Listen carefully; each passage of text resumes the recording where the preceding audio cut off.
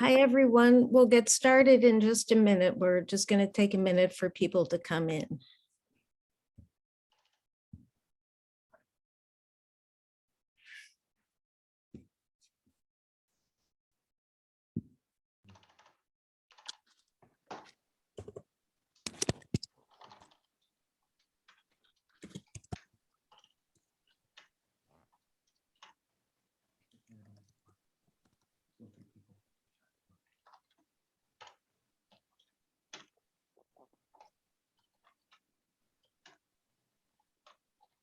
There's still people coming in from the waiting room, so we'll wait just another minute and then we'll begin.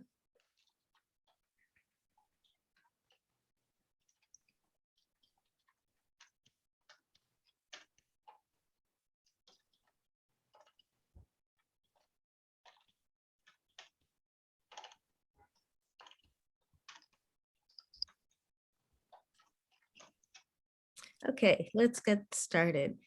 Hi and welcome.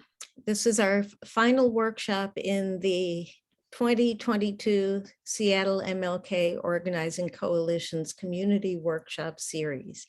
Thank you for joining us. My name is Katie Harris. I am from the workshop committee of the MLK Coalition. And I am an older white woman with short curly gray hair, black framed glasses, and I'm sitting in my home office in West Seattle. A couple of housekeeping details before we begin. Closed captioning is available. You can access it by looking at the bottom of your Zoom screen and looking for the button that says CC Live Transcript. So you click on that button and you will access captioning. The chat will, you will be able to post messages in the chat that will go to the panelists.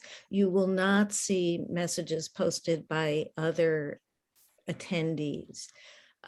You can post questions at any time in the Q&A and the panel will address those as part of their presentation. So today, we are hosting a workshop on something called Abolish Auto Decline. Decline and auto decline refers to state laws that allow for the juvenile system to decline its jurisdiction over a minor who has been charged with certain serious offenses. So it means that in these cases, children are tried in adult court. So this webinar will educate community members on this harmful practice and discuss strategies and solutions to ending it. Our moderator is going to be Danica Adams, a member of Kids Are Kids, and she's a legal resource for the Freedom Project, and Rose Harriet, who's a member of Kids Are Kids, an attorney and a community organizer.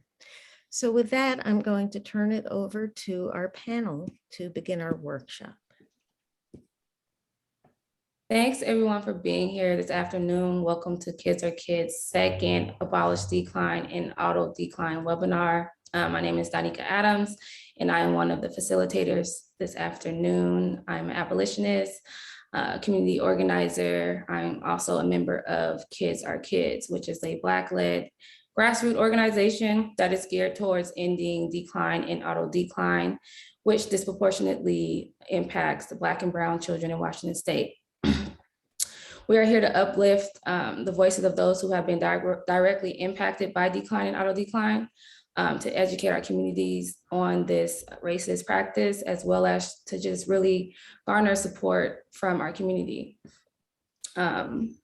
We have so many great speakers here, and we thank you all for just participating. But we want to again thank all of those who have been directly impacted by decline and auto decline, who will speak today. We know that it's not easy to relive your experiences in trauma, and we really just want to uplift your voices. On a side note, you can support us because Kids Are Kids, it's all volunteer work. Our Cash App will be in the chat. You can also support us by buying one of these lovely sweaters or shirts that Rose has on. And it will just continue to make sure that, Kids Are Kids continues to be sustainable. And with that being said, I will pass it to my co-facilitator, Rose, where she will introduce herself, followed by an Indigenous land acknowledgement, as well as acknowledging the Black labor that goes unnoticed in this country. Thank you, Danica. My name is Rose Harriet. I am an organizer, an attorney, an abolitionist. I am also part of Kids Are Kids. I'm really grateful to be here today to listen to the knowledge that our panelists have to share.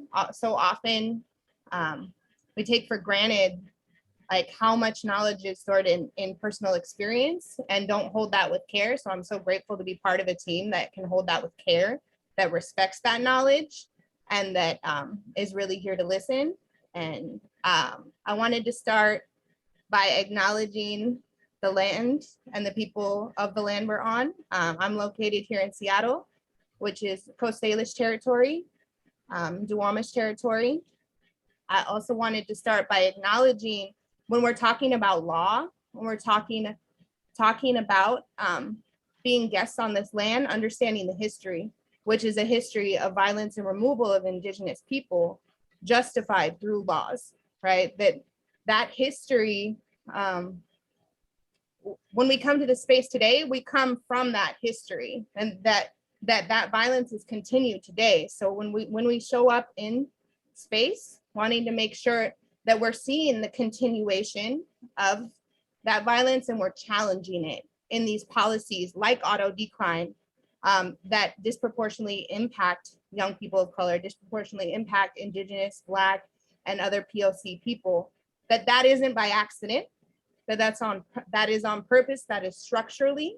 And as we continue to show up, we continue to challenge those policies, continue to look at the history of those policies. When we come to talk about prisons, we can't talk about prisons without understanding their legacy, that prisons came out of slavery.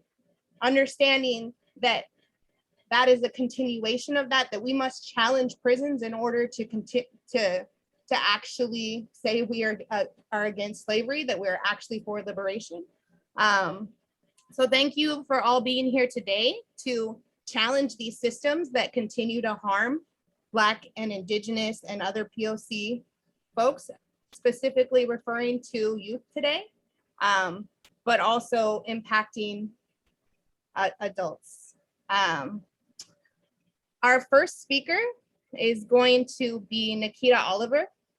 Nikita, I think most people probably have already heard about Nikita. They are an amazing organizer, creative person, abolitionist, educator, attorney. So I'm sure many of you have gotten to see the way that they cultivate creativity and knowledge and create space for young people to really build a better future. I have the honor of getting to work with them, and I would like to turn it over to them to talk about what is auto decline, what is decline, and to educate us a little bit about that history. So Nikita, can I turn it over to you? Thanks, Rose. That was a very nice acknowledgement. I'm honored to be here with everyone.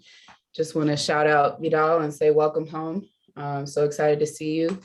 I'm gonna share my screen. I'm gonna do my very best to give y'all nearly 100 years worth of history in 9 minutes. Can I get a thumbs up if y'all can see the first slide? Perfect. All right. So I want to start first by acknowledging how juvenile courts came about. People think that it's a really old system. It's actually not that old. We didn't start having a juvenile court system or a system specifically for children. I want to emphasize the word children until the beginning of the 19th century. There were ways in which children and youth were engaged when things happened. And those systems often lacked what we consider to be constitutional due process. By that I mean a child might be put in a cage or committed without any type of adjudication or system that determines if that's even right or fair. One of the first court systems was established in Illinois in 1899. And I'm going to use the word alleged a lot throughout this because there are a lot of things we say that the juvenile court system was supposed to do or does do that really is not in alignment with the history Rose just acknowledged, which is that courts evolved out of the enslavement of Black people during the chattel slavery era, and so did prisons in terms of the way that we know them as they relate to the criminal punishment system. So Washington state courts, juvenile courts first started in 1905 and were codified in statute in 1913. And they were allegedly created with the intention of, quote unquote, protecting the interests of children and youth rather than prosecuting them in the same manner as adults. From 1913 to 1977, courts for young people in the state of Washington stayed mostly the same until the Juvenile Justice Act of 1977. When the Juvenile Justice Act happened, it was alleged that it would make the system have greater levels of accountability and rehabilitation, specifically for young people, or what the system calls juvenile offenders. Proponents of the 1977 Act said that this act would bring uniformity to the system and that it would establish a set of standards. Because prior to 1977, the system was a bit unstandardized in the sense that there was a lot more leeway to make decisions based on a particular young person or case. That does not mean that that system was any less racially disproportionate. We know that it wasn't. Black, Native, and Brown children were targeted at the highest rates. After 1977, there are those who would say that our system took an even farther turn for the worst, and moved from a system that ideally would favor supporting young people, making sure that what we're doing is in their best interest, and move to an offense-based system, which means every determination around a young person was made based on the crime that they were accused of, rather based on the fact that they're a young person, they're a child, and any system they engage in should be one that acknowledges that and works to their well-being, their care, their safety, their future thriving. In the 1990s, the Tough on Crime Act happened, and House Bill 3900 made some big shifts to how our system works. It, quote unquote, simplified our sentencing grid, but it gravely increased sentences. So children were sentenced to much longer times in a cage than they had been before. It expanded automatic declination of young people from the juvenile system into adult courts. It expanded firearm enhancements, which has had drastic implications on many young people and young adults in the system since the 1990s. And it meant that any charge you got as a juvenile that you were convicted for would count in the adult system, which again is another change in the 1990s that has really impacted very negatively many Black and Brown young people. We now know that the Tough on Crime era was grossly ineffective. These were not positive reforms, and in fact has had devastating impacts on Black, Native, and POC communities, and gravely expanded mass incarceration. Decline in the state of Washington is specifically young people under the age of 18, and we have had young people as young as 13 move from juvenile courts into adult courts and then incarcerated in adult systems. Since 1994, 1,300 plus, so that number is actually much higher than what's in this PowerPoint slide. Young people, children have been tried in adult courts. Some of the big pieces that then happened in the 1990s, in 1997, the legislature doubled down on the myth of the super predator, which really has laid the foundation for how we do juvenile justice since the 1990s, and started to increase the number of young people that would end up in the adult system for specific offenses that were outlined in the law. During the kind of the negotiation of House Bill 3900, there was a lot of polling done, and there was significant support for these kinds of increases that also led to issues for young people around the Washington State 3 strikes law. You could get a strike under the way this House bill was written. And I think it's notable that Washington State was the first state to have a 3 strikes law in the entire United States. So I think it's important to acknowledge how not progressive we really are. The final bill ultimately was not as bad as what was initially proposed, but it was still very egregious and had a deeply long-term impact upon specifically Black and Native communities. I'm going to fast forward a little bit and want to get to 2014 to 2018. There were not a lot of major changes that then happened after that 1997 bill. There was a lot of negative impact on our communities and a lot of young people sent to adult court. Mass incarceration gravely increased in our state.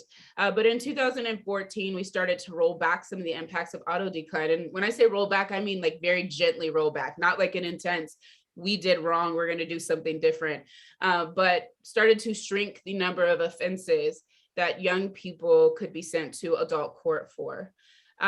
If you look at this list, this is a bit of a timeline of the 2 forms of auto decline, discretionary and automatic.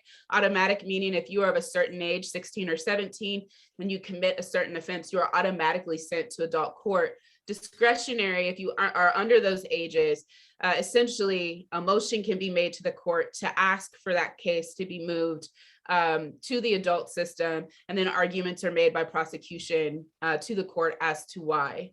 In 2017, we saw a case at the Supreme Court, the Houston Sconyers case, which basically said children are different than adults. And then later in 2021, we saw another case, Domingo Cornelio, that actually affirmed that children are different. And I think that's why Kids Are Kids exists, to say that we really should be thinking about what nurtures and cares for our young people rather than pushing them into the carceral state or the criminal punishment system. I just want to highlight a few impacts of auto decline and some things that it ignores. First, it just completely ignores brain science. It exacerbates racial disproportionality. And science, all the studies and data show us that a youth that is declined to adult court actually often recidivate. So, you know, we say the goal of our system is rehabilitation, to keep people safe and out of trouble. But this particular practice, this antiquated system of harm from the tough on crime era, actually makes it much more likely that a young person will end up back in the criminal punishment system rather than ensuring that they have the opportunity to thrive. So I'm going to stop there. There's going to be a lot of other people that speak, and I don't want to take up more time than what I was allocated. But I think the real big picture that we need to gain from this is that auto decline is an antiquated practice. It does not work. It's anti-Black. It increases racial trauma and oppression. And if our real goal is to make sure our children thrive, this is not the way to do it. Thank you for that, Nikita. That was a detailed overview of decline and auto decline in 9 minutes. You did amazing. Thank you again. As you stated, the brain science does not support these barbaric practices, not to mention the adultification that really occurs to Black and brown children that dates way back to chattel slavery, you know, and it really just reinforces the idea that kids are disposable, which we know isn't true. So I appreciate that. And with that being said, our next speaker is Giovanni Jackson. He was currently auto declined on at the age of 17. He is currently serving 8 years at the Green Hill facility, and he will be speaking to just how difficult the process was, as well as just, you know, the services that he needed going through the process. So I will play his recording. It is kind of hard to hear, but just bear with us. What's up, everybody? I'm Gio, and I'm currently 19. I have been locked up since I was 17. Now, due to me being young and reckless at the age of 17, due to the seriousness of my charges at my age, I was immediately non-compliant, which is a charge of murder as an adult. Due to me being non-compliant, I didn't go through the regular process that juvenile would usually go through. So, when it was talking about a court, instead of me being taken to court as a juvenile, I was woken up early, stopped return and then transport to go to court at the county jail. Instead of looking at juvenile standard sentences, which would have been at max juvenile life, I was looking at 27 to 31.5 years. And no thing will deny it. Once I lost my right to be tried as a juvenile, I also lost the privilege of being looked at and treated as a juvenile. So, no matter what the predicament of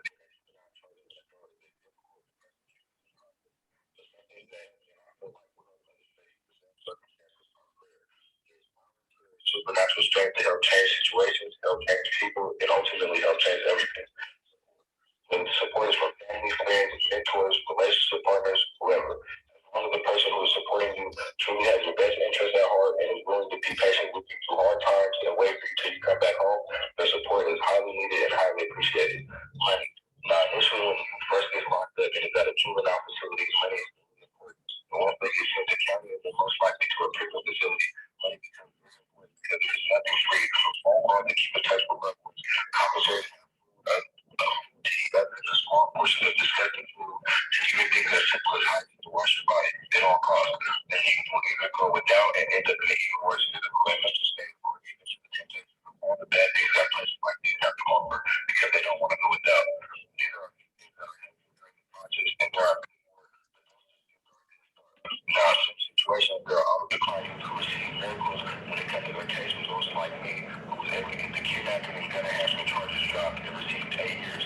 But that doesn't always happen. And some will get fruitfully by the crooked system and sign their life away. We need more people helping and on board with programs like Kids Are Kids to help put the justice back in the justice system. Thank you for listening. Yes, and that's Giovanni Jackson, and I really just appreciate him sharing. I don't know, again, if you all heard, but he spoke to just how difficult it was for him to go through this process. He didn't understand the law, but he was shuffled through this adult system as if he did. He spoke to just needing support and community support, and Kids Are Kids to step in for that. He spoke to just how the prosecutors really overcharge. And he said that he was lucky to really receive a plea deal, but because he was facing 27 to 30 years, but other children aren't, afforded that same opportunity. He spoke to money. Obviously we know that the system is here because it's racist, but also they want to make money. And so he just spoke to just the difficulties for his family. If he is ever sent up to prison, he will have. So I just wanted to uplift his voice, and I really just appreciate him for speaking.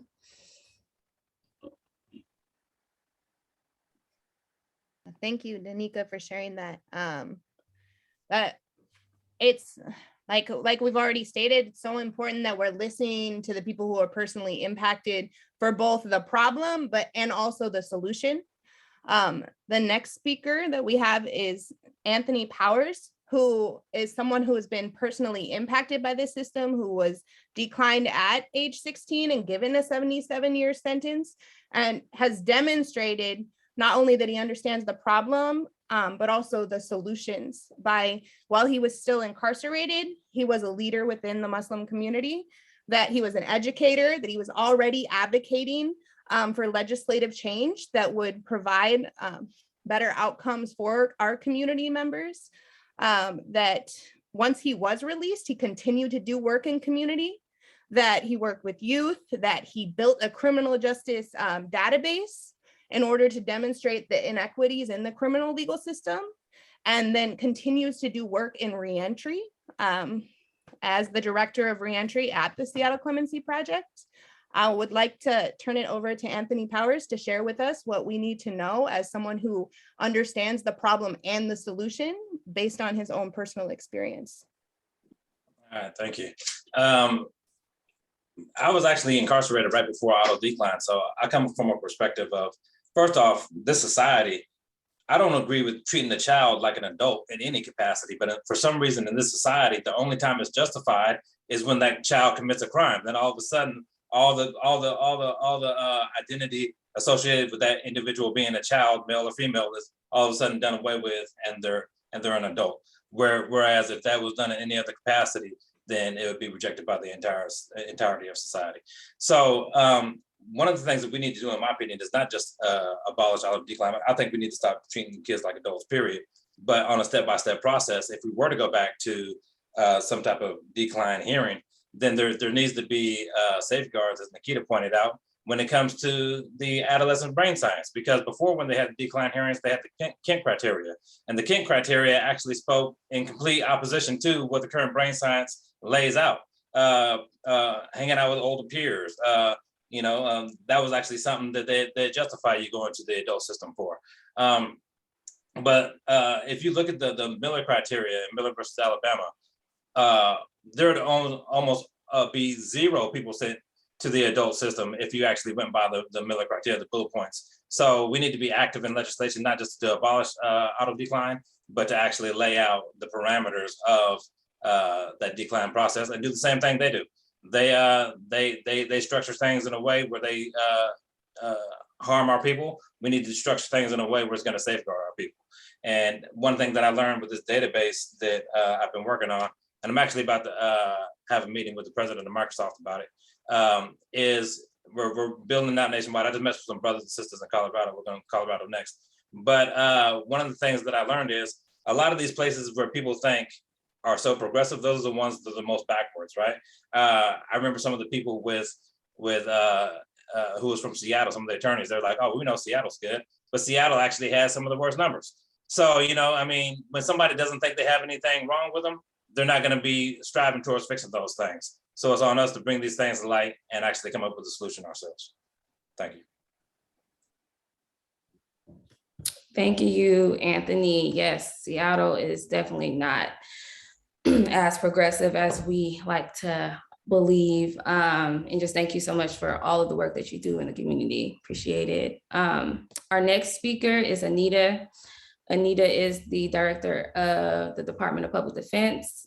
Before holding this position, Anita served as DPD's Deputy Director and Policy Director, identifying systemic issues in criminal legal policies. Anita has been a public defender since 2008 and obtained her JD from Yale Law School. And the question that we have for you, Anita, is what are your concerns with decline and auto decline from a public defender's lens? Thanks. First, I just want to say thank you all for inviting me and Katie to join in this really important conversation. I'm really grateful to be able to share space with you and also really defer to the wisdom of the people who have the experience in the system and want to support those voices in crafting the right solution. And I think, frankly, Nikita highlighted a lot of the concerns that I think public defenders and frankly, all of us probably have with auto decline. I'm just going to, for a minute, just talk about statistics. And we know that the criminal legal system entirely is deeply racially disproportionate, but we see that even more acutely when we look at the juvenile legal system and particularly on this issue of auto decline. Youth of color are overrepresented and transferred to the adult criminal system. Among youth of color sentenced in the adult system through the discretionary decline process, Latinx youth are declined at a rate 4.5 times the rate of white youth, and Black youth are declined at 11.4 times the rate of white youth. Asian youth are declined at a rate of 1.2 times. And I just want to go back to the Latinx 4.5 and Black youth at 11.4 times, right? Like those numbers themselves should make us want to stop this practice because we know it's so racist. And yet that doesn't stop prosecutors. It doesn't stop the system from doing this. Those numbers are just shocking. The disparities grow more severe among youth prosecuted as adults through the auto decline process. Among youth of color sentenced as adults through the auto decline process, Latinx youth are auto declined at a rate 4.9 times the rate of white youth, and Black youth are auto declined at a rate that is 25.8 times the rate of white youth. Asian youth are at a rate of 1.4 times that of white youth, and Indigenous youth at a rate of 5.2. Recent research indicates that you can't explain this away with just saying, well, people have different criminal histories or the type of offense. Basically, you can control for all of that, and still you find that there is a pattern of racial disproportionality in the system, and it is persistent across time. So it's not changing, and it's profoundly troubling. And then setting aside sort of the statistics just from a human standpoint, right? You're talking about kids. And I think, frankly, even many of our adult clients find the system really, really hard to understand. It's not meant to be really transparent. It's technical, it's idiosyncratic. And then when you add on to that, layer onto that you're talking to a young person, it's really hard for them to understand what is happening in the system and why it's happening. And it's to the extent that people tell themselves some story about how this is going to, this works because it's, going to deter people from doing something. I mean, the research indicates that that's not true, but also if it's viscerally not true. You can't deter someone. The system's not going to deter someone if people who are forced through it don't understand it, right? And it's just incredibly unfair and non-transparent. So really, I think from my perspective, and DPD's perspective, the criminal legal system itself is a huge failure, but auto decline is sort of one of the most harmful failures. It achieves nothing. It harms communities. It harms young people. It's profoundly racist, and we obviously need to come together to find a way to stop it.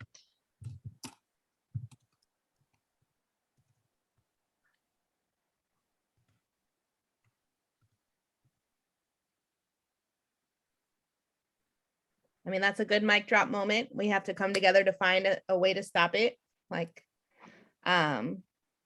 Thank you for sharing that and articulating the ways. I don't know if we've said it explicitly, but that the ways that this system is violent towards our community, that it's not, well, I think we've said harm, but that it's actual violence. So thank you for naming that and giving perspective in terms of what those numbers look like, and what the next speaker that we have will also be speaking from a personal perspective of surviving that violence of the system and turning around and not only surviving, but creating space for community members to build better futures. He described himself as a father, a husband. He is also the director of the Freedom Project and has demonstrated through that work the power of coming together in community as directly impacted people and creating the solutions that you want to see. David Heppard, if I could turn it over to you to share with us what we need to know about decline and why we need to get rid of it and what that path might look like. Thank you, Rose. And it's hard. I'm sorry. Thank you for correcting me. No, it's all right. It's all right. I just think I have my dad's voice in every time. He's really big on that. But I kind of wanted to have a transparent moment of what I'm holding. Right. My dad is currently in the hospital. He got multiple myeloma. It's terminal. It's back. It was in remission. And a couple of days ago, he got COVID inside the hospital, right? And so I'm kind of holding that right now, and it's relevant, because when I got declined on, I think he was my only witness. He was the only evidence we had. Now the reality is, he was the only evidence we had because we didn't have much money, right? We didn't have much money, and we couldn't afford a real lawyer. You know what I mean? So we had to take what we can get. And the person was, kind of was exploiting our community, was taking what he could get, allowed for us to pay in payments, but couldn't adequately support everybody or represent everybody. And so he didn't come to my decline hearing. He sent somebody else. He didn't know my situation. He didn't have any real legitimate defense for us. My dad was there. And so he put him on the stand. And I say all that to say, me and my dad haven't had a real good relationship when I was coming up, and if I'm being honest, and we didn't have one at all. But at that hearing was the first time that I probably ever heard him show up with care. Like the way that he advocated for me was really, really big and impactful for me too at that moment. You know what I mean? Because like I said, it wasn't good. But and my maturity now tells me about he was in his trauma and he was showing up in the best way that he could. And that generational trauma has ramifications, and it showed up in our relationship or lack of one. And so I say all that to say, his message to the judge was, man, I'm a kid, I'm a child, right? He's like, he's a child, and he didn't want to see me go to a system that wouldn't see me as a child. And he had so much energy, and he was emotional, and I've never seen him emotional until that day. In my life, I've never seen him emotional. And he thought he was really talking from my life. He thought me going to the adult system, it was over. His younger brother did 20 something years. He had an understanding of the system, and he understood the society that that we've been socialized in. And so it was just really impactful for me. And this is coming from his perspective as somebody who had to raise Black kids in this society, right? He didn't have no research. He didn't have none of that. He didn't have none of these numbers. All he knew was what he knew. And what he knew was sending a child to the penitentiary or to the adult system is wrong, right? There's nothing right about it. And so with that being said, we have the benefit today to have actual research though. We have research. We have research that says that when you send a kid to the adult system, they're more likely to die from suicide, have mental health, you know what I mean? And potentially the abuse that could happen during their incarceration, right? And as folks were speaking to earlier, the fact that when they do go to the adult system, the likelihood to recidivate or come back goes up in comparison to those who have remained in the system with the same or similar offenses. And so I think that that's really impactful to understand and to know, is that the research supports the fact that kids shouldn't be in the system at all, not in the adult system. I remember the research, this research got me home. I was supposed to do 60 years and I got released after 24 years. And so when the research first came out, I was digging through it, because there was a buildup, and I was like, this is an opportunity. Maybe I got an opportunity to actually go home. And when you read, what the MacArthur Foundation was talking about and some of the research they're talking about, they don't just say that you should not have the death penalty. They also say you should probably not decline any kids because of the inability of judges and decision makers to see the humanity of Black and brown children, right? And there's no way to fix for that. And the only way to protect from that is to not send any kids to the adult system. And so with the research and with the facts and the fact that we're talking about real people, you know what I mean? I would say this as a takeaway, and we talk about action items. I would want to encourage folks to really do their internal work, right? We're at the place that we are because folks aren't doing that work. They're showing up with their biases. They're showing up with their internalized oppression. They're showing up creating systems that look similar to the systems that we're talking about we're trying to dismantle. And I think that's important for us to show up with the actual work so that we can show up authentically and honestly and actually do work without causing harm. And so that's my real voice to the space, is the understanding that the same thing, that inability to see the humanity of that child and send them to the adult system, is the same thing that when folks get released, you not want to hire and you not want to give a place to stay. It all comes from the same place. So we all have to do our work. And if we're going to really do this work to dismantle this oppressive system, we have to do this work together and do our work. It's not just about showing up, it's how you show up. And thank you for your time, and thank you for making space for me. Thank you for that, David. Internalized oppression. I was gonna save this quote for later, but it's relevant now. I recently read a book called We Do This Till We're Free, or something like that. And in that book, I have the quote right here. It says, we have also thoroughly internalized these logics of oppression, that if oppression were to end tomorrow, we would be likely to reproduce previous structures. So while we're trying to dismantle this unjust system and change our society, we really have to transform ourselves and continuously do that internal work, continuously, be held accountable and hold others accountable. So thank you for sharing that, David. I appreciate that. So our next speaker is Rena Jackson. I love her so much.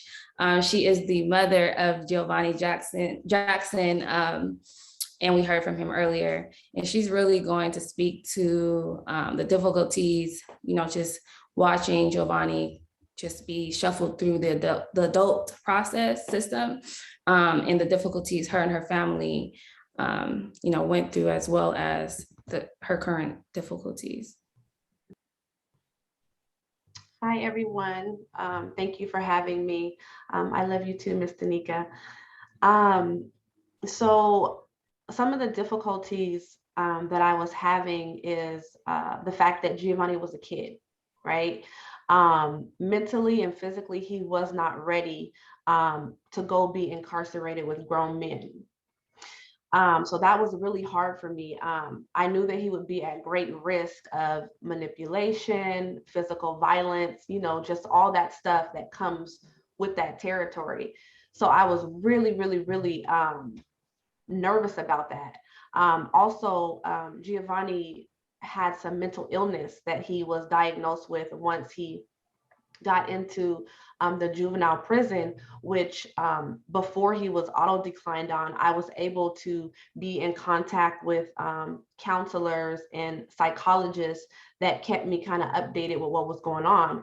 Well, once he got over the auto decline part happened and he's now in King County, that wasn't happening anymore. I wasn't informed of anything that was going on. They didn't keep me up to date with anything. I didn't get to keep in contact with him.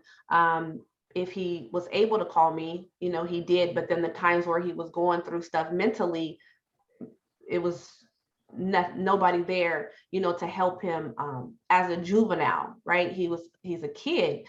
So that was really hard for me and my family and Giovanni as well.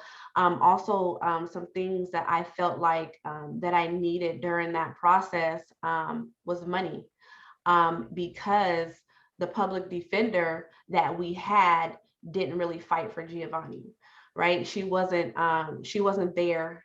She didn't really show up. She didn't answer. She would speak to me in a way where some stuff sounded good, right? But I didn't know what that verbiage was coming from an attorney. So, it sounded good over here, but then when I'm seeing, I'm like, well, that's not adding up. That doesn't look like that's going to help him. So that was really hard for me. Also, mentally, I had to take off of work a lot of times because this is my 17-year-old son that is looking at 31 years. So that was really hard. Before I met Kids Are Kids, we didn't have community support, right? So it was just kind of, I do have family, but I didn't have anyone that looked like what I was going through, right? So I kind of felt alone. Like, what do I do? Who do I talk to about this, right? So I think that that's really important, community support. I really think that it would be good also for other parents and guardians that are dealing with these type of situations that could come together to say, you're not alone, and this is what I experienced, and this is what worked for me. Maybe this can work for you. I think that would be really important. Also, someone that you can talk to about legal stuff, because I couldn't trust that what the public defender was giving me was for my son's best interest, right? And a lot of times what she gave me wasn't. And a lot of times that the things that she said that she was gonna do, she didn't. So I don't feel like she really was fighting for him. I also think that it would have been helpful during that process for Giovanni to have a counselor because of all the things that he was, going through, dealing with PTSD and, bipolar and schizophrenia, different things that he was just dealing with in the adult system. That didn't happen for him. right? It was kind of just like, you're here, you're going to be with these group of people and figure it out. So versus when he was a juvenile, there was a social worker. So I was able to, before this person was going to see him and keeping me informed of what's going on with him, what he looks like, you know, this looks like what he's dealing with. So do you don't want me to set up a space where you can meet with him? Things like that. As a juvenile, you get that kind of help. I received that kind of help as a juvenile. Now, once you auto decline and you're going off to the county or prison, that looks different. So that was really hard. So it was just a really rough process. And I really think that this conversation is important because kids are kids, right? They're not adults. They don't think like adults. Even at 18, he still isn't an adult. He still hasn't grasped, right, what that looks like to function as an adult. So I really, I thank you guys for this time. I thank you, especially for Kids Are Kids, because you guys showed up for me and my son in a major way. Especially, I work really closely with Vidal and Danica, who were there to give me legal support and who were there to give me just support of how are you, you know, what can we do? And so that was really helpful. I'm really thankful for your organization, and thank you guys for your time. I appreciate you guys. Thank you so much, Rena, for sharing that. And like, I really want to pull back to thinking when we're thinking about accountability, like it's like an accounting of what happened of right now. Like to me, and I hope to other people, this feels like accountability, to be accounting for how the system is. It's not just failing young people, it's in harming our young people. It's harming, that was harm done to your son by this system. And that it was community like Danica and Vidal that stepped up to support.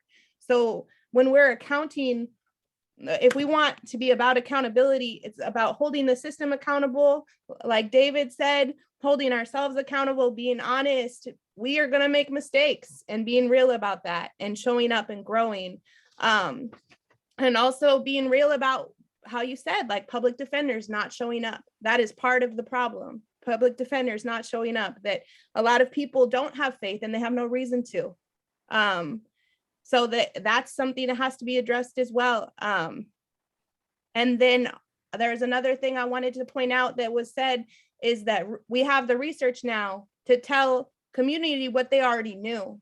And there's so much more knowledge community already has about what needs to be done that we should, that hopefully people are listening to and hearing in order to move in that direction before we have to have some facts and figures to prove it. That what you're saying, that support, that counseling, that all of that, like that's knowledge, that's better than research to me. In terms of an announcement, there will be a question and answer period at the end. So make sure that you're sending your questions to that in the chat. I'm gonna go ahead and introduce the next speaker is Stefan Thomas, who is a former prosecutor, so has been in the position of deciding who's going to be sent to adult court. So he's going to let us know, how do prosecutors make their decision to decline young folks to the adult court system? What is the history and power of a prosecutor? What kind of power do they have? What impact does that have? And what excuses do they come up with to justify the racist procedures and practices that we see every day? Can I pass it on over to you? I appreciate you. Hey, can y'all hear me okay?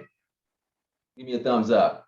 I'm gonna share my screen with you. I want to share a few pictures because I just want to bring it back to something someone said earlier today. Man, we're talking about kids. We're talking about actual children.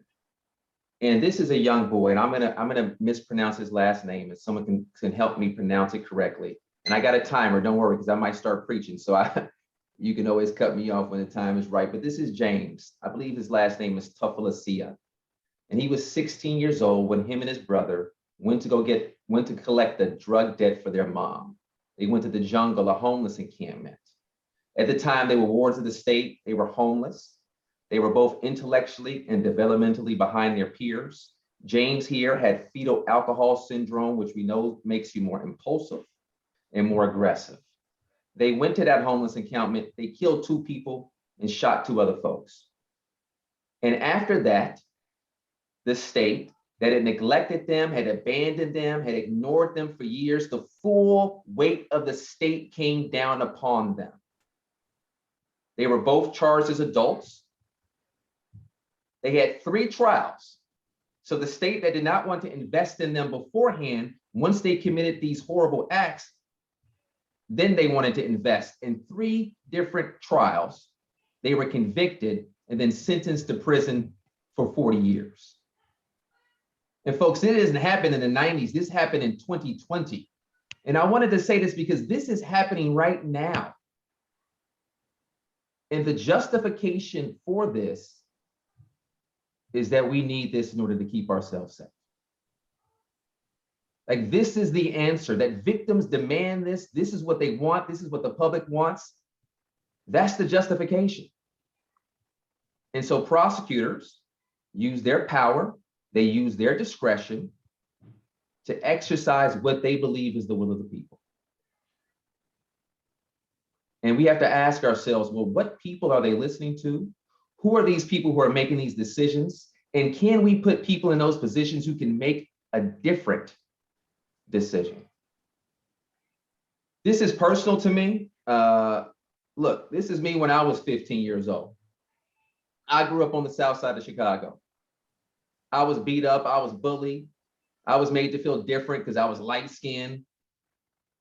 I didn't fit in, I couldn't fight. And so I ran to the kids in my neighborhood, the older cats in my neighborhood, to protect me. And they were gangbanging and drug dealing and hurting people. And at 15 years old, I could have been one of those kids charged as though, but for the opportunity, the fact that I had a white mom who had access to privilege, who would get me education. And when things got too hot in Chicago, I could get out. But my friends who didn't, my friends who had to stay, many of them are in prison. Some of them are dead. I just talked to a friend of mine the other day who was charged as an adult for murder when he was 15 years old. And thankfully, he's out now. And so I just wanted to paint that context because this thing is personal to me. And so let me stop sharing my screen and just kind of talk. Listen, you would think that to make a decision like this, right, to elevate a child to an adult, that there would have to be some type of robust process in order for a prosecutor to do that. But that's not what happens. When I was a prosecutor, this is the way that it would go down. Police would bring a case to us. They would say, hey, this kid committed a murder or a homicide at the time of robbery.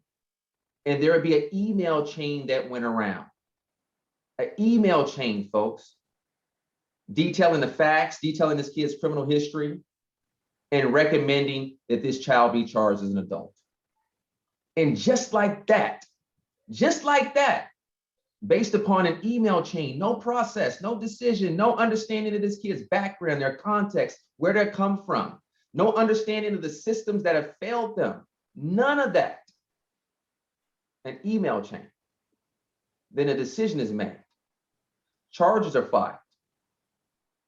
And that child is now all of a sudden brought into adult court where they are subject to the full weight of decades in prison. And just sit with that for a moment. That's it. That's what we do. And that's how we do it. And I think that's a shame. I think that's a damn shame. Because there's no discussion about where this kid's come from, the trauma that they may have experienced, whether or not this is actually what we need in order to keep our community safe. But yet they continue to practice, they continue to double it down, and they continue to justify it, saying that these kids are dangerous, and we gotta lock these dangerous kids up for as long as possible.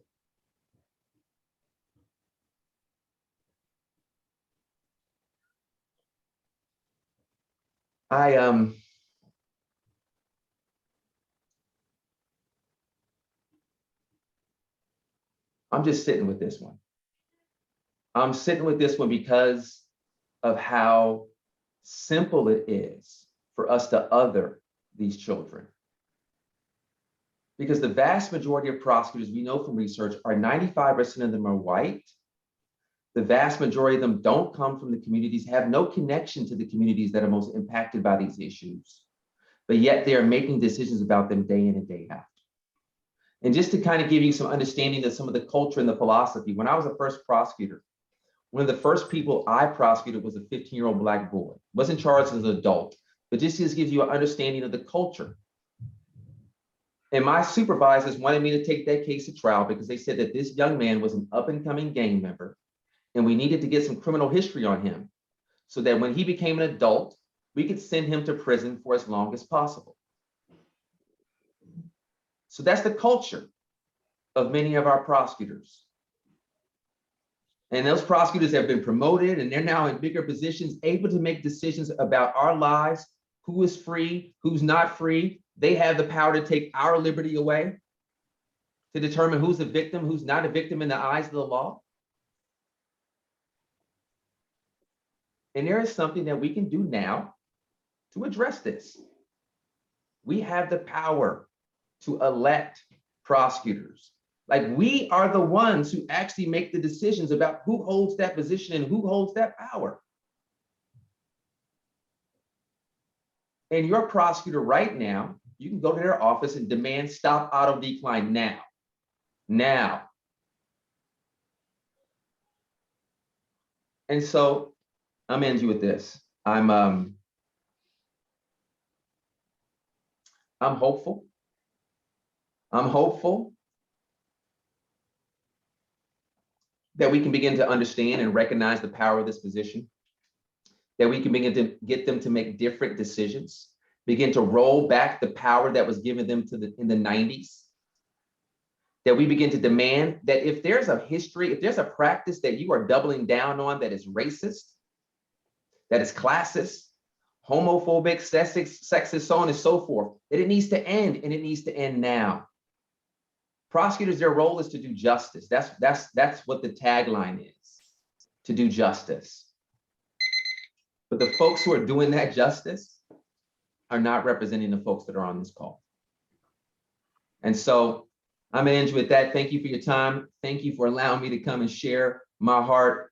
If you have any questions for me, I'd be happy to answer them. Thank you.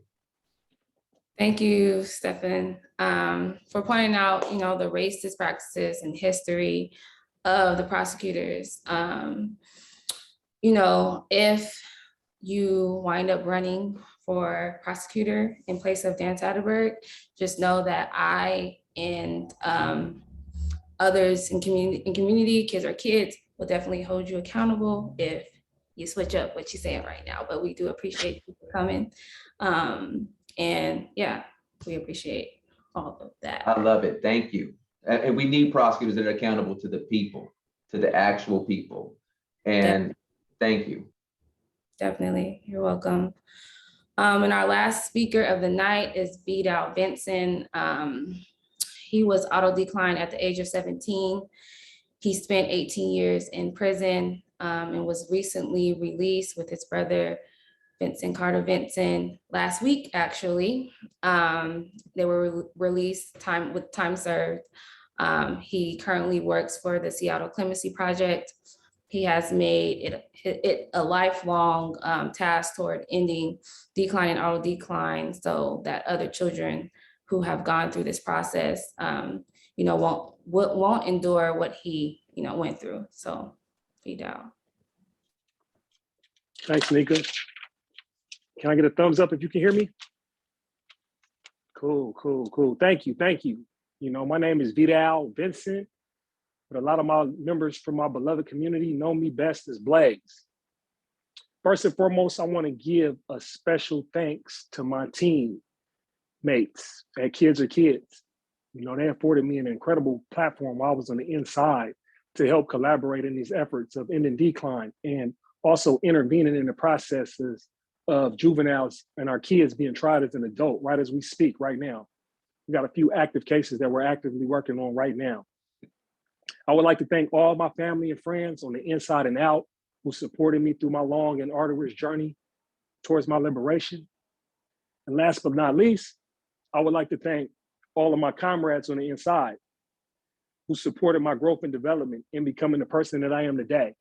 And I want to especially give a shout out to David Heppert and Wally, who I know as Brains, and Wally, Anthony Powers, who I call Wally. You know, these guys were tried as juveniles as an adult. You know, I met them on the inside. They're a little older than me, and they gave me the wisdom and they gave me the insight into how to navigate that space and grow up healthily. You know, and you know, they were committed to service. You know, they grew to have empathy and compassion for their community on the inside and out. And, you know, they really set an example for how to navigate that space to come out to be the best person that I can be for myself, my family, my community. So, you know, I definitely thank my comrades. So in 2003, me and my brother Scooter were juveniles tried as an adult. I was 17, he was 16 at the time.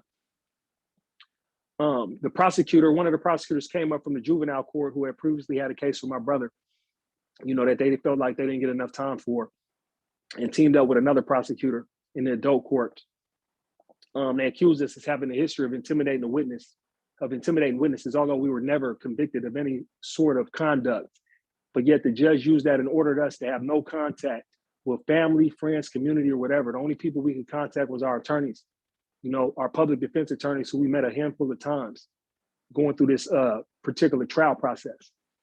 And also, because I was 17 and my brother was 16 at the time and we were in Doe County Jail, you know, they separate children from adults, and how they do it is they put the children in the hole, solitary confinement, 23-1.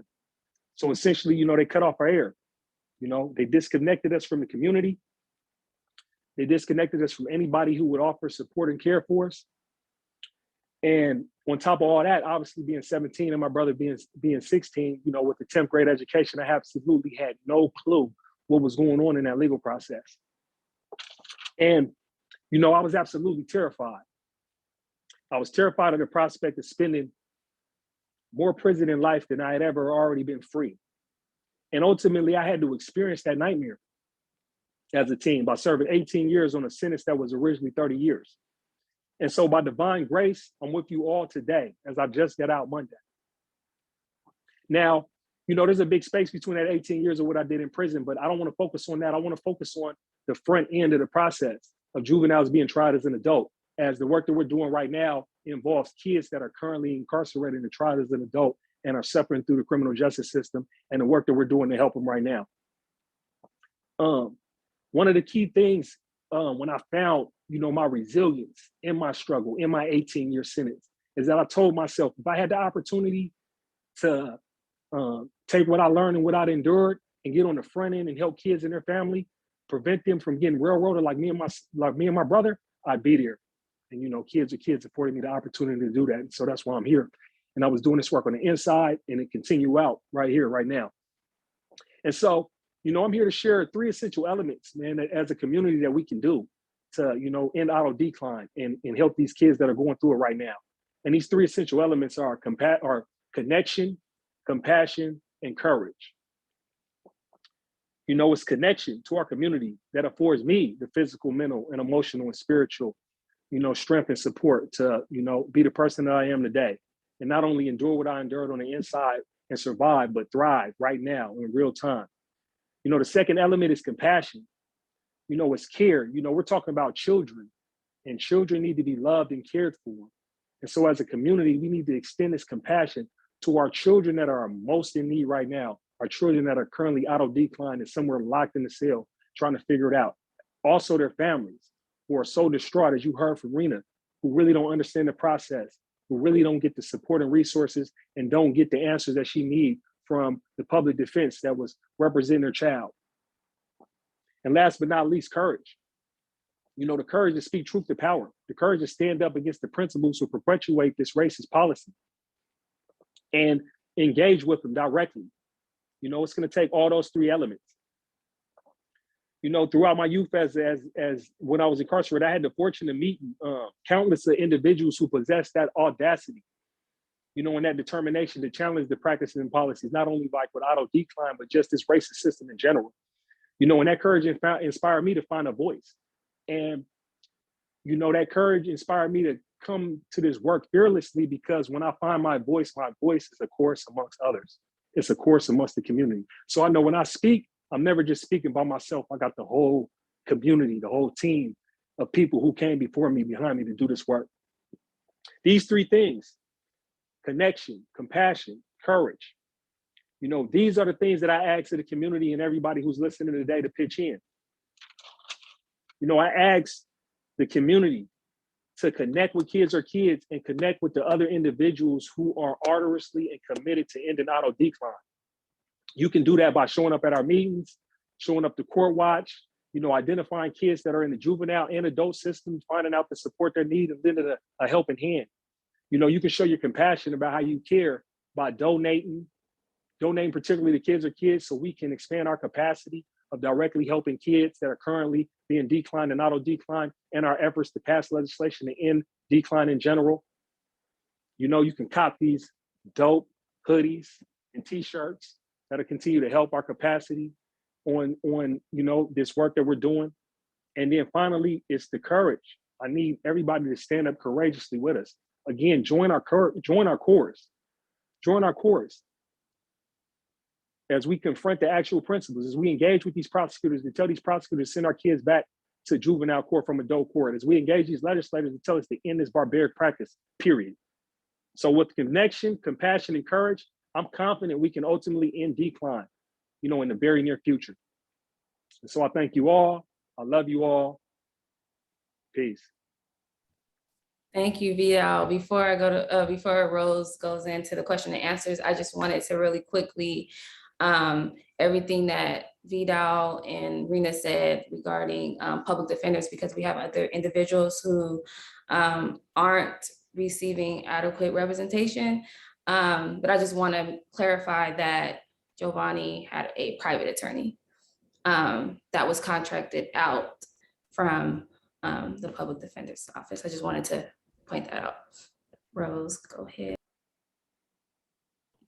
Yeah, thank you so much, and welcome home. Welcome home, Blaze. Like, hopefully everybody can take a moment and just like to take a moment to really value like the change that's going to happen with you home. Like, you were already inside, like sharing knowledge and doing legal research and changing lives from inside. So having you like home with less restrictions, I'm so excited to see what happens, you know? And I'm so excited for your family to get to like have you home. I'm going to go ahead and launch straight into these questions, just throwing out there. There's a Q&A section at the bottom of the screen. If you want to type your question in there, that would be great. We do have a question from a little bit ago that would be that Nikita answered in the chat, but I'm going to read again. And maybe if you could, Nikita, if you could reiterate the main points. The question was, with the changes that followed the Houston Sconners decision in 2017, what are additional protections out in place in terms of the representation that you have when they're in the adult system? Like, example is a social worker, a counselor, in addition to an attorney. Yeah, I'll just give a real brief explanation, because also I want to acknowledge where I have a gap in knowledge, which is I don't know any ways in which this has been codified in the state legislature to add any type of perspective, resources, or programming that young people would receive. So if someone has knowledge there, it'd be useful to know. But Houston Sconners is a Washington State Supreme Court case. And so really the holding of the case, or the binding decision of the case, really just impacts the way young people are treated in the court. So the court held that because children are different, sentencing courts must have absolute discretion to depart as far as they want below the otherwise applicable ranges, and or sentencing enhancements when sentencing juveniles in adult courts, regardless of how the juvenile got there. Which basically just gives the authority to judges when sentencing to go outside of what our legislature has said the sentencing ranges are, because that young person is a child. And they should be able to recognize that difference, you know, all the brain science we just talked about, and sentencing and give a sentence outside the range. What I do want to acknowledge is like, this is not remotely abolishing decline. In fact, in some ways it actually affirms the continued use of decline, because it gives judges something they can do differently, but it doesn't say that auto decline is wrong, right? It doesn't say we should not put children in adult court. So I think that's important to recognize, and something we really need to grapple with when we move between the difference between a reformist reform and an abolitionist reform, is what we're doing reifying the system and just making it seem a little gentler or nicer, or is it actually changing the way in which this, as Danica put it, barbaric practice exists?